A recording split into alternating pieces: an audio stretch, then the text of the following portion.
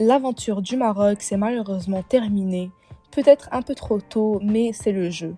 Les Sud-Africains ont été plus forts et ont fait preuve de plus de réalisme que nous. Avec un peu de recul, notre sélection a beaucoup de choses à travailler et il y a des joueurs qui doivent maintenant passer le flambeau au prochain. Dans cette vidéo, il sera question de parler de chaque joueur un par un et de dire mon avis sur ce match.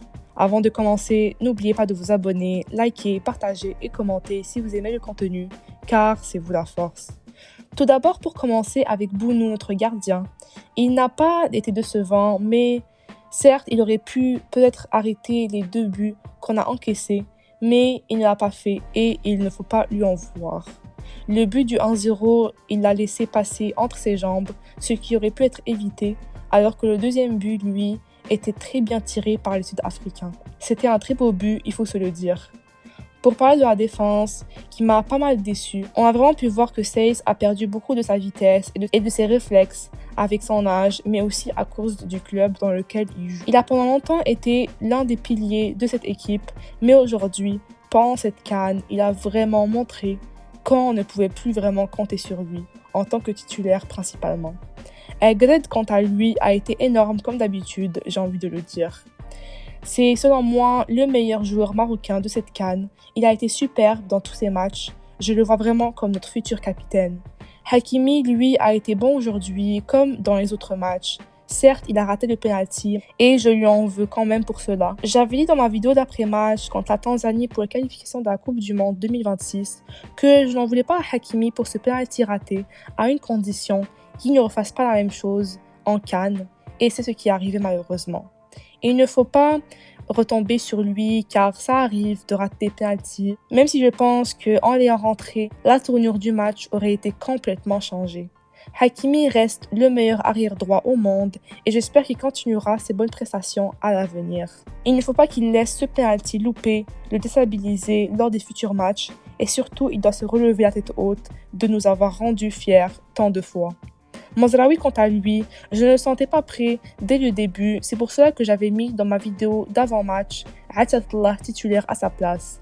Il n'a pas commencé la compétition avec les autres et je pense que c'est pour cela qu'on l'a vu jouer de la sorte. Il manquait beaucoup de rythme et ça se voyait qu'il n'était pas vraiment en forme. J'aurais préféré voir Attallah qui, lui, quand il était rentré, a rapporté beaucoup plus que Mazraoui. Amrabat, notre gladiateur, malgré sa prestation d'aujourd'hui, il restera une pièce maîtresse de cette équipe. Il m'a déçu, principalement dans sa qualité de récupération de balles et de passes. Il a fait plusieurs déchets qui pouvaient nous être très dangereux. Le carton rouge qui s'est pris, je ne l'en veux pas, puisque c'était soit cela ou un autre but encaissé. Je ne l'ai pas reconnu aujourd'hui, comme toute l'équipe d'ailleurs. Ounahi, lui, je ne l'ai encore une fois pas vu autant qu'aux autres matchs. Certes, il faisait des combinaisons avec Hakimi ou avec les autres joueurs, mais je n'ai pas vraiment vu son apport offensif sur le terrain, à part sur quelques actions. Ameller, quant à lui, encore une fois, plusieurs déchets, erreurs techniques et erreurs de passe. Je pensais vraiment qu'avec son absence au dernier match, qu'il avait pris conscience de toutes les erreurs qu'il nous faisait et qui nous mettent énormément en danger. Il a eu beaucoup, même trop de pertes de balles. Adli, quant à lui, certes, on avait dit qu'on n'allait pas lui en vouloir dû à la période difficile qu'il a vécue, mais on a vraiment vu à quel point l'absence de Ziyech s'est fait ressentir. Il avait lui aussi des déchets et des erreurs de contrôle ou de passe. Quand on voit toutes les occasions qu'il a manquées, on ne peut que s'en vouloir. Il pouvait concrétiser plusieurs buts, mais il ne l'a pas fait malheureusement. Ezelzouli aussi a fait n'importe quoi en première mi-temps principalement. C'est à la deuxième où il s'est enfin réveillé et où il a apporté beaucoup plus de danger avec sa vitesse et sa technicité. Je trouve ça dommage qu'il soit retombé dans ses travers depuis qu'il ait rejoint le Real Betis. Il faut vraiment qu'il fasse mûrir son jeu et qu'il apprenne à s'arrêter de dribbler quand il le faut. Il a un talent et c'est flagrant, mais selon moi, il ne sait pas bien l'utiliser. El Nassri, lui, a été encore une fois invisible pendant ce match. À des moments, je me disais « Ah, il va frapper avec sa tête. Ah, il va frapper le ballon dans le but avec son pied. » Mais non, encore une fois, il faisait que rater et manquer sa cible ou le ballon. Et il lui faut 5000 occasions pour mettre un but et malgré les avoir eues aujourd'hui, il n'a pas su les concrétiser et c'est ce qu'on lui reproche depuis si longtemps. J'aurais préféré voir El Kaabi plus longtemps ou encore un Tissou Dali qui est beaucoup plus adroit devant les buts mais ça n'a pas été le cas. La question qu'il faut se poser, c'est est-ce que c'est une erreur de coaching?